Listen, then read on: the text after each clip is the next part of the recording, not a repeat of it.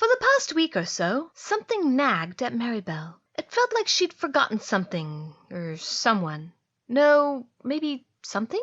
The nagging thought fled her mind when she had something to occupy her, namely, that kiss. Oh, why did she let it distract her so? But on this idle afternoon, it tugged at her memory, a half-forgotten who knows what. She was missing something. A forgotten handkerchief? A letter to finish? An invitation they hadn't responded to yet. Ah, maybe that was it. Someone had invited them to an event, and she couldn't remember what it was. The invitation sat on the mantel in the parlor. Her mother was off with Mrs. Johnson for a pleasant amble about the park. George was out gallivanting as his parents thought proper. Her father, most likely, had settled into his library after lunch for some correspondence. He didn't do much in the afternoons if he had no business with which to attend. He wasn't one much for the clubs. George thought this terribly unfair, for Sir Philip refused to sponsor his son to join White's or Watier's, and Brooks had denied his application. "You can always attend a university," his father had suggested. George had greeted this with horror. "How about the military instead?" It was their father's turn to be horrified. "I'd rather you join the church." That had just left his only son stunned. "A parish life? Why not?" his father had replied.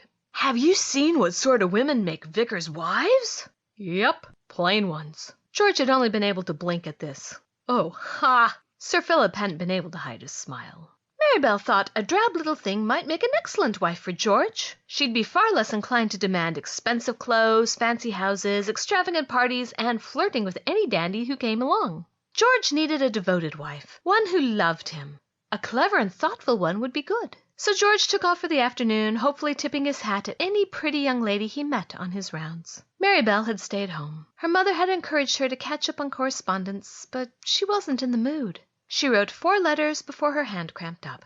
Abandoning her desk, she wandered the house, wondering what it was she'd forgotten. It nagged at her. It must have been important. Perhaps it was a party? No. An appointment? No. Party? Maybe?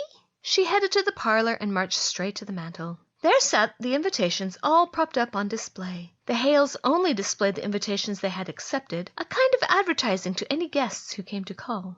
She snatched them off the mantel and sorted through them. Rout, ball, games, dinner. Her hand shuffled them as quickly as she read them. "Looking for something?" Her father's voice startled her. She dropped the invitations and they scattered to the floor and slid across the carpet. Her father sat in a high wing-backed chair by the fire, not in his library. Since when did he sit in the parlor midday? "I did not see you there." She retrieved the invitations. "I seem to have forgotten something, except I can't remember what." She stopped and sighed, still hunched on the floor. "It vexes me so." "It will come to you." Merribelle sighed again. "Perhaps." She set the invitations back on the mantel and turned. Her father was not alone. In the other wing-backed chair, Lord Alexander sat, his ankles crossed, his elbows resting on the armrests. "Goodness!" She received her second surprise of the minute. Her face suffused with heat. I didn't realize you had a guest. Pray excuse me."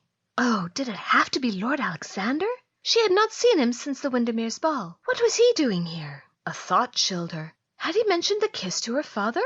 Surely not. A gentleman would not mention such an intimate thing to a lady's father. But then, if he had kissed her, maybe he had come to make an offer. Their families had had an unspoken understanding for quite some time. Had Lord Alexander come to make it official? It was too soon. She was not ready. First there was the robbery, then her accusation, and then the kiss. Oh, that dratted kiss. She dashed for the door without even a curtsy. She was not ready to marry Lord Alexander. Her gut warred with her heart, threatening to disgorge her lunch. As she passed, Lord Alexander caught her arm. "Miss Hales, please." She pulled against his grip, but he was stronger. Sir Philip said, "Lord Alexander came by to." Merribelle pulled again. "I don't know what more to say. I never should have—" She paused, her faux pas at interrupting her father adding to her distress. She hung her head. "I'm sorry. You were saying—" Lord Alexander finished the line. "I'm leaving London." "What? Leaving?" Every emotion in her heart fled, leaving nothing but cold stillness. His hand slid down to hers. "It's not because of you. This morning I received news that my father is very ill. He might not survive." His eye twitched. Merribelle remembered the Earl. She had quite liked him as a little girl. "I am sorry." She made the mistake of looking up. Her gaze met his and held it. He was leaving. For how long? Sorrow flickered across his blue eyes. Sorrow and longing and imminent loss. "I came to say goodbye."